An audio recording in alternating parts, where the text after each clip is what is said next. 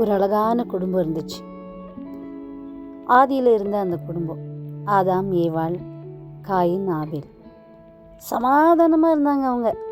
எந்த ஒரு இது இல்லாமல். என்னைக்கு பாவம்லாம் செஞ்சுட்டு ஆண்டவர் அவங்கள தோட்டத்துலேருந்து வெளியில் அனுப்பிட்டாரோ ஒரு சில நாட்கள் நல்லா இருந்தாங்க, சந்தோஷமாக இருந்தாங்க. அப்பாவும் அம்மாவும் பிள்ளைங்க வளர்றத பார்த்தாங்க.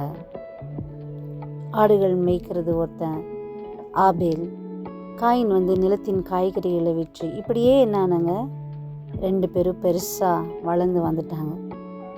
ஒரு நாள் இந்த பிள்ளைங்க 2 பேருமே உட்காந்து அம்மா அப்பா கிட்ட கதையை கேட்டுட்டு இருக்கும்போது அப்பாவும் அம்மாவும் சொல்கிறாங்க, மகன், நாங்கள் தோட்டத்தில் இருந்தபோது ரொம்ப நல்லா இருந்துச்சு, ரொம்ப சமாதானமாக இருந்தோம். ஆனால் என்றைக்கு நாங்கள் பிசாசினுடைய அந்த வஞ்சகத்தில் நாங்கள் மாட்டிட்டோமோ அன்றைக்கி என்ன ஆயிடுச்சு தெரியுமா? எங்கள் மேலே இருந்த அந்த பரிசுத்த வஸ்திரம் போயிடுச்சு. அப்போ ஆண்டவருடைய முகம் எங்களால் பார்க்க முடியல. ரொம்ப ஒரு மாதிரி இருந்தார், பெஜாராக இருந்தார். அப்போ அவருடைய முகம் கொஞ்சம் தான் மாறுச்சு. அது எப்போ அப்படின்னு கேட்டிங்கன்னா, ஒரு ஆட்டுக்குட்டியை அடித்து அந்த உடைய எங்கள் மேலே போட்டும் போது தான் அப்படின்னு சொல்லி இந்த கதையை அவங்களுக்கு சொல்லும் பொழுது ஆபேல் நல்லா புரிஞ்சுக்கிட்டான். பாவ மன்னிப்புக்கு ரத்தம் மட்டும்தான் தேவை. அப்போ ஏசப்பாவுடைய மனசு பாவத்தை எவ்வளோ வெறுக்குது அப்படின்னு தெரிஞ்ச உடனே இந்த ஆபேல் என்ன பண்ண ஆரம்பித்தான், பலிகளை கொடுக்க ஆரம்பித்தான். தன்னுடைய மந்தையிலே கொளுத்த ஆடுகளை கொண்டு என்ன பண்ணுவானா, பலியிடுவானா. அப்போ ஆண்டவர் என்ன பண்ணுறாரு, அவனுடைய பலிகளை அவர் அங்கீகரிக்கிறார். ஆனால் காயினுடைய பலிகளை அவர் அங்கீகரிக்கவில்லை. Something which comes from the world. இந்த மாம்சமும் ரத்தமும் இல்லாமல் இந்த உலகத்தின் காரியங்கள் அப்படின்ட்டு நம்ம ஆண்டவரை அதில் ப்ளீஸ் பண்ண முடியாது. அப்போ இதை கொஞ்ச நாளாக அப்சர்வ் பண்ணிட்டு இருந்த இந்த காயினுக்கு என்ன ஆயிடுச்சு, வயிற்றெரிச்சல் வந்துருச்சு. ஐயோ, என்னை விட மற்றவங்க, ஆபேல் என்னை விட சின்னவன், அவனை எப்படி ஆண்டவர் அக்செப்ட் பண்ணுறாரு, அவனை எப்படி ஆண்டவருக்கு பிடிச்சிடும், திஸ் இஸ் நாட் அக்செப்டபிள் அப்படின்னு சொல்லி அவன் திருத்தி கொள்ளாமல் மாறாக என்ன பண்ண ஆரம்பிச்சிட்டான், பொறாமப்பட ஆரம்பித்தான். கொஞ்சம் கொஞ்சமாக பொறாமை, வயிற்றெரிச்சல். ஒரு வேளை ஆபேல் கூப்பிட்டுருப்பானா, வாங்கண்ணா அம்மா சாப்பிட்றதுக்கு கூப்பிடுறாங்க அப்படின்னு சொல்லும்போதே, நீ போடா, எனக்கு தெரிய வர்றதுக்கு அப்படின்னு சொல்லி திட்டி அமைச்சிருக்கலாம். இல்லை சும்மா டார்ச்சர் பண்ணியிருக்கலாம், சும்மா எதனா பண்ணியிருக்கலாம், அவனை சமாதானத்தை கெடுத்திருக்கலாம். ரொம்ப நாளாக இந்த ஆபேல் அநேக பாடுகளை பாருங்க, சத்தியத்துக்காக நிற்கும் பொழுது அநேக பாடுகள் வரும். உயிரே போகிற அளவுக்கு கூட ப்ராப்ளம்ஸ் வரும் ஒரு மனுஷனுக்கு. அப்போ இவன் அநேக பாடுகளை பட ஒரு நாள் என்ன பண்ணுறான், காயின் அந்த ஆபேலை என்ன பண்ணுறான், சாவடிக்கிறான், கொலை செய்துடுறான். முதலாக ஒரு பலியை, ஆண்டவருக்கு ஏற்ற பலியை கொடுத்த ஒரு தேவனுடைய பிள்ளையையும் பிசாசுனால என்ன பண்ண முடியல, பொறுக்க முடியல. இன்றைக்கு அப்படிதான். ஆண்டவருக்காக எழும்பும் போது பிசாசுக்கும் பிடிக்காது, அநேகர் மனுஷர்களுக்கும் பிடிக்காது. இப்படிதான் அந்த ஆபேல கூப்பிடுற, ஏய் வாடா வா, நீங்கள் அம்மா அப்பா எங்கேயோ போயிருக்காங்க, ஒழுங்கா வா அப்படின்னு சொல்லிட்டு ஒருவேளை மிரட்டி கூட்டிட்டு போயிருக்கலாம். ஸோ இந்த ஆபேலுக்கு என்ன பண்ணணும்னு தெரியல. he was too innocent. ஆண்டவருக்குள்ளாக இருக்கிற எல்லா மனுஷர்களும் ரொம்ப இன்னோசென்ட்டாக தான் இருப்பாங்க. ஸோ அவன் என்ன பண்ணுறான், ஃபுல் பிளான்டாக போய் அவனை அப்பா அம்மா இல்லாத டைமில் அவனை இழுத்துட்டு போயிட்டு என்ன பண்ணுறான், காயின் ஆபேலை கொலை செய்கிறான். இன்றைய உலகமும் அப்படிதான். யார் கர்த்தருக்குள்ளே வாழ்கிறாங்களோ அவங்கள என்ன பண்ணிடுறாங்க, the truth is suppressed. ஆனால் காயின் என்ன பண்ணிட்டான், ஆபேலை கொலை பண்ணி முடிச்சோன்னே அவன் பாட்டுக்கு அவன் போயிட்டான், thinking that nobody has seen. யார் கேட்குறாங்க, அப்பா அம்மா யாருமே பார்க்கல. தப்புக்கு மேலே தப்பு, கொலை பண்ணது தப்பு, வயிற்றச்சல் பட்டுந்து தப்பு, தன்னை தான் திருத்தி கொள்ள விரும்பாதது ஒரு பெரிய தப்பு. இன்னைக்கு எல்லாருமே அப்படி தான் பண்ணுறாங்க. நிறைய தேவனுடைய பிள்ளைகள் தப்பு பண்ணுற இடம் என்ன தெரியுமா, ஒருத்தர் நல்லா இருக்கும்போது அவங்களுக்கு பிடிக்கிறது இல்லை, ஒருத்தர் ஆண்டவர் உயர்த்தும் போது அவங்களுக்கு பிடிக்கிறது இல்லை. ஏன் பிடிக்கிறது இல்லை? See, they have to analyze. இப்போ நானாக இருந்த கூட when God lifts someone up, யாரையாச்சும் ஆண்டவர் மனுஷனை மேலே உயர்த்தும் பொழுது அவங்கள பார்த்து பொறாமப்படக்கூடாது. மாறாக நம்மளுடைய வாழ்க்கையில் நாங்கள் போய் எங்கே திருந்தணும்? நானும் சர்ச்சுக்கு தான் போகிறேன், அவங்களும் சர்ச்சுக்கு தான் போகிறாங்க, but why God is blessing them? ஏன் அவங்க மேலே உயர்ந்துகிட்டே இருக்காங்க? They are doing something good, what pleases the Lord. ஆண்டவருக்கு பிடிச்சது ஏதோ செய்கிறாங்க போல் அப்படின்னு சொல்லி நம்மை நாம் மாற்றிக்கொள்ள வேண்டுமே தவிர பொறாமப்படக்கூடாது. ஏன் ஏசப்பாவை எடுத்துக்கோங்க. இந்த உலகத்தில் அவர் வந்த பொழுது அவர் என்ன தப்பு செஞ்சார்? குருடர்களுக்கு பார்வை கொடுத்தார். அது ஒரு தப்பா? பாவிகளை நேசித்தார். அது ஒரு தப்பா? எல்லாரையும் ஒரே போல பார்த்தார். அது ஒரு தப்பா?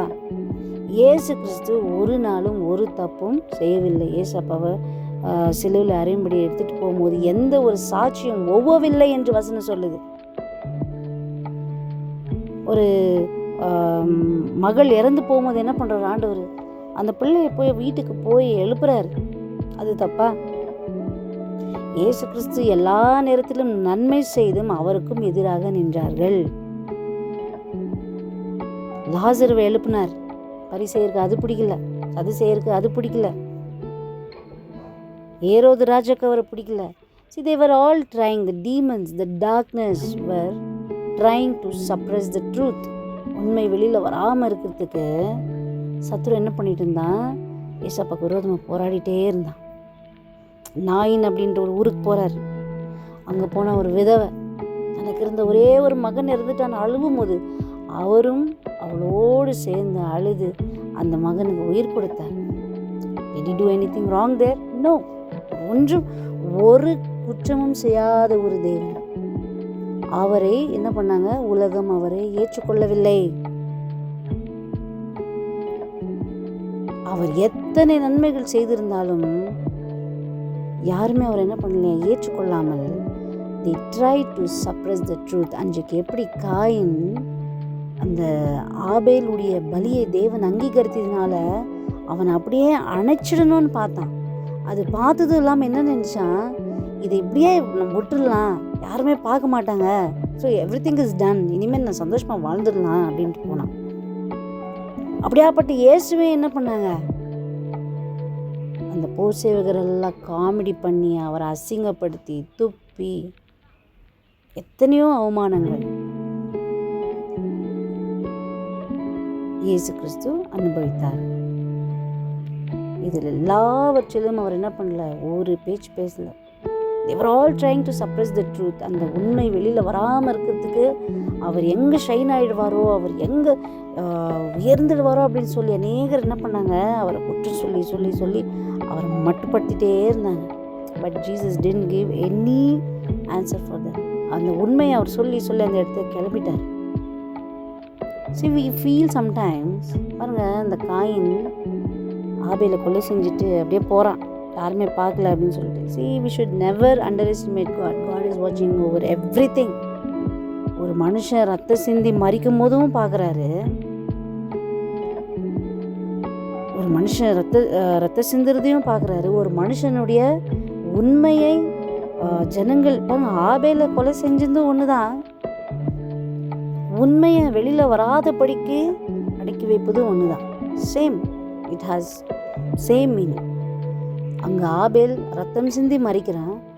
இங்கே ஒரு மனுஷன் இன்னொரு மனுஷனை கஷ்டப்படுத்தும் போது என்ன ஆகுது? தே ப்ளீட் இன் தேர் ஸ்பிரிட். ஐயோ, என்னை குறித்து இப்படி சொல்லிட்டாங்களே, எனக்கு இப்படி பண்ணிட்டாங்களே, எனக்கு இப்படி துரோகம் பண்ணிட்டாங்களே அப்படின்னு சொல்லி அந்த மனுஷன் என்ன பண்ணுறான்? கதறான், அழுகுறான், கர்த்தரை நோக்கி சத்தமிடுறான். ஆண்டவரை ஏற்றுக்கொள்ளாதவங்க, ஆண்டவரை தெரியாதவங்க என்ன பண்ணுறாங்க? வேறு விதமான முடிவுகளுக்கு போகிறாங்க. So it is very dangerous to hurt people. ஆனால் ஏசப்பா பாருங்க, he endured the cross. இப்போ ஏசப்பா அவ்வளோ அவமானங்கள் பட்டும் அவரை அப்படி ட்ரீட் பண்ணியும் பிதாவாகிய தேவன் அப்படியே பார்த்துட்டு சும்மா இருந்துட்டாரா? No, nothing goes unnoticed in the presence of God. So என்ன பண்ணார் ஆண்டவர்? எல்லா நாமத்திலும் உயர்ந்த நாமத்தை, எல்லா இடத்திலும் உயர்ந்தமான ஒரு இடத்தை பிதாவாகிய தேவன் இயேசு என்ற அந்த கர்த்தர் என்றும் அந்த நாமத்துக்கு அவர் தந்தருளினார். 2ஆம் அதிகாரம் 6வது வசனம். அவர் தேவனுடைய ரூபமாயிருந்தும் தேவனுக்கு சமமாயிருப்பதை கொள்ளையாடின பொருளாக எண்ணாமல் தம்மையே தாம் வெறுமையாக்கி அடிமையின் ரூபம் எடுத்து மனுஷ சாயலானார். அவர் மனுஷ ரூபமாய் காணப்பட்டு மரண பரியந்தம், அதாவது சிலுவையின் மரண பரியந்தமும் கீழ்ப்படிந்தவராகி தம்மை தாமே தாழ்த்தினார். ஆதலால் தேவன் எல்லாவற்றுக்கும் மேலாக அவரை உயர்த்தி இயேசுவின் நாமத்தில் வானோர் பூதலத்தோர் பூமியின் கீழோனருடைய முழங்கால் யாவும் முடங்கும்படிக்கும் பிதாவாகிய தேவனுக்கு மகிமையாக இயேசு கிறிஸ்து கர்த்தர் என்று நாவுகள் யாவும் அறிக்கை பண்ணும்படிக்கும் எல்லா நாமத்திற்கும் மேலான நாமத்தை அவருக்கு தந்தருளினார். வசனம் சொல்லுது, உன் சத்துருக்களை உனக்கு பாதப்படியாக்கி போடும் வரை எனது வலது பாரிசத்தில் உட்காரும் என்றார். So nothing goes unnoticed. God is watching everything.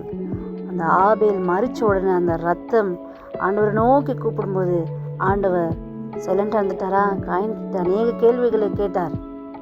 So nothing will go unnoticed. Nothing in all creation is hidden from God. Everything is naked and exposed before His eyes. And He is the one to whom we are accountable. So everything is watching. நம்ம மனசில் படுற பொறாமையாகட்டும், வயிற்றுச்சலாகட்டும், எல்லாமே அவர் என்ன பண்ணிட்டு இருக்காரா?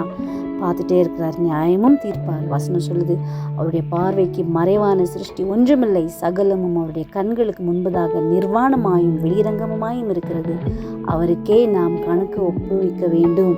அப்போ கணக்கு ஒப்புவிக்க வேண்டும் என்றால் நம்ம எப்படி வாழன்னு யோசித்து பாருங்கள். ஆபேலை காயின் கொலை செய்திருந்தா கூட காயினை ஆண்டவர் விடலை, கேள்விகளை கேட்டார். ஆபேலுக்காக வழக்காடினார்.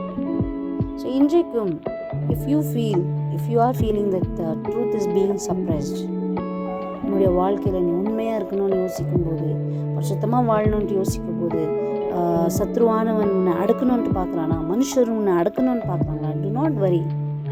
God is there. God is watching everything. அவருடைய பார்வைக்கு மறைவான சிருஷ்டி ஒன்றுமில்லை. அன்றைக்கு எப்படி ஆபேலுக்காக அவர் வழக்காடினாரோ உனக்காகவும் அவர் வழக்காடுவார். Let us not be like Cain. காயினை போல வயிற்றெரிச்சல் உள்ளவர்களாக இராமல் என்ன பண்ணலாம்? விட்டு கொடுக்கிறவர்களாக ஒருவரை ஒருவர் மன்னித்து அவருடைய பிள்ளைகளாக நாம் வாழலாம். ஆமென்.